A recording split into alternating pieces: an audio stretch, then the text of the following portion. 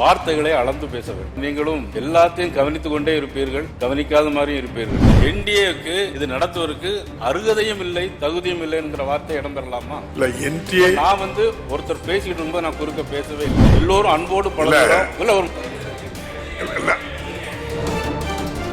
இல்ல அந்த என்டிஏ பற்றி பேசுவதற்கு இவருக்கு அருகதையும் தகுதியும். நான் பேசியேன் இல்ல, கொஞ்சம் அமைதியா இருக்க. அவங்க பேசி எல்லாரும் பேசும்போது அமைதியா இருந்தீங்க. நாம் பேசும்போது மட்டும் குறுக்கு மாண்புமிகு முதலமைச்சர் அவர்கள் கொண்டு வந்த தீர்மானத்தை எங்களால் ஏற்க இயலாது. நாங்கள் வெளிநடப்பு செய்கிறோம்.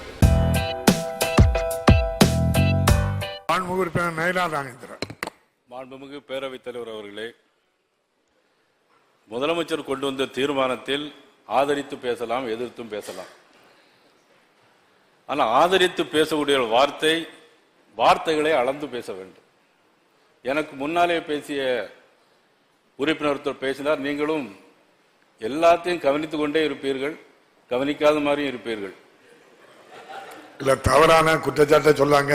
ஸ்பீக்கர் மேல எந்த அன்பார்லிமெண்ட் வேர்டும் யூஸ் பண்ணல, நடந்த சம்பவத்தை சொல்லியிருக்காங்க.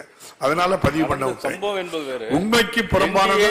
என்டிஏக்கு இது நடத்துவதற்கு அருகதையும் இல்லை, தகுதியும் இல்லை என்கிற வார்த்தை இடம்பெறலாமா? இல்ல, என்டிஏ நான் ஒருத்தர் பேசிட்டு இருக்கும்போது நான் குறுக்க பேசவே இல்லை. ஆனால் ஒருத்தருக்கு ஒருத்தர் மரியாதை கொடுத்து பேசும்போதும், ஆளுங்கட்சி எதிர்கட்சிங்கும் போதும் எல்லோரும் அன்போடு பழகுறோம்.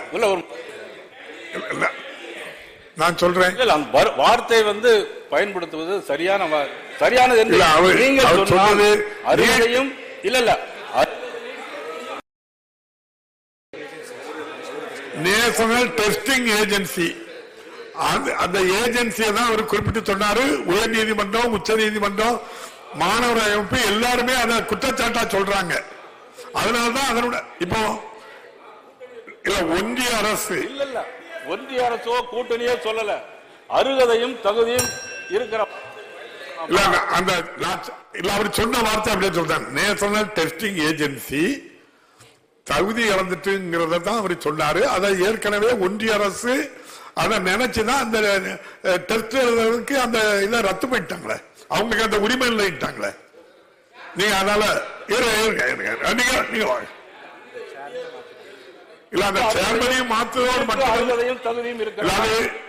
அந்த டெஸ்டிங் ஏஜென்சி இல்ல, அந்த என்டிஏ பற்றி பேசுவதற்கு இவருக்கு அருகதையும் தகுதியும்.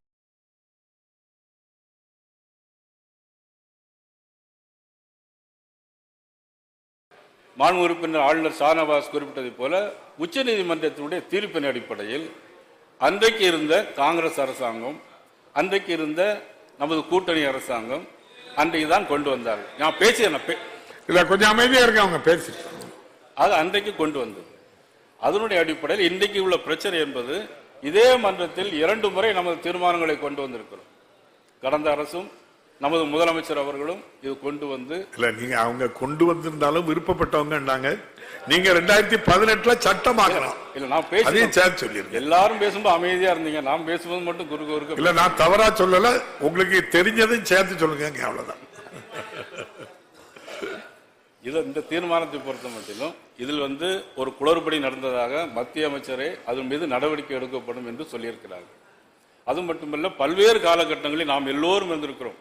நாம் பள்ளியில் படித்த காலத்திலிருந்து இந்த காலங்கள் வரையிலும் ஒரு சில சமயங்களில் ஒரு இடங்களில் தேர்வுகளில் கேள்வித்தாள்கள் அவுட் ஆயிட்டு அப்படிங்கிற மாதிரி நிறைய பிரச்சனைகள் வந்திருக்கிறது. அதே மாதிரி இதில் உள்ள குளறுபடிகளை நிச்சயமாக களைவோம், நடவடிக்கை எடுப்போம் என்று மத்திய அமைச்சர் சொல்லியிருக்கிறார். அப்படி இதில் முக்கியமான பிரச்சனை என்னன்னா, கிராமப்புற மக்கள் ஏழை மாணவர்கள் நீட் தேர்வில் யாரும் வர முடியாதுங்கிற சூழல் இருந்தது. அன்றைக்கு மக்கள் நல்வாழ்வுத்துறை அமைச்சராக இருந்த ஜே.பி. நட்டா அவர்கள், அப்புறம் அன்றைக்கு முதலமைச்சராக இருந்த நமது திரு எடப்பாடி பழனிசாமி அவர்கள், அவங்களாம் கலந்து பேசி 7.5% கிராமப்புறத்தில் படிக்கிற மாணவர்களுக்கு 7.5% கொடுத்தது அன்றைக்கு நமது மத்திய அரசு, அந்த மக்கள் நல்வாழ்வுத்துறை அமைச்சர் ஜே.பி. நட்டா அவர்கள். இதனால் கிராமப்புறத்தில் நிறைய பேர் படிக்கிறாங்க. மேலப்பாளையத்தில் மட்டும் 10 பேர், மேலப்பாளையம் ஒரு ஊர்ல மட்டும் 10 பேர்கள் நீட் தேர்வில் இன்னைக்கு பயனடைஞ்சு இன்னைக்கு படிச்சுட்டு இருக்காங்க. எங்க பகுதியில் மானூர் ஒன்றியத்தில் குத்தாலப்பேரிங்கிற ஒரு கிராமத்தில் சாதாரண தோட்ட வேலையில் ஈடுபடக்கூடிய சாதாரண ஒரு பெண், அது இன்னைக்கு பணம், அது முதல்ல ஆதிதிராவிட சமூகத்தை சேர்ந்ததால் பணம் கட்டாமலே இன்னைக்கு படிக்கிறதுக்கு இன்னைக்கு வந்திருக்கிறாங்க. இப்படி நிறைய நன்மைகள் இருக்கிறது. அதெல்லாம் சீர்தூக்கி பார்க்க வேண்டும். ஒரு சில விஷயங்களை வச்சுட்டு நாம் தொடர்ந்து இதையே செய்துட்டு இருக்க வேண்டாம் என்பதுதான் எங்களுடைய கருத்து. அது மட்டும் நீட் தேர்வு என்பது நிச்சயமாக வேண்டும். அதனால் மாண்புமிகு முதலமைச்சர் அவர்கள் கொண்டு வந்த தீர்மானத்தை எங்களால் ஏற்க இயலாது. நாங்கள் வெளிநடப்பு செய்கிறோம்.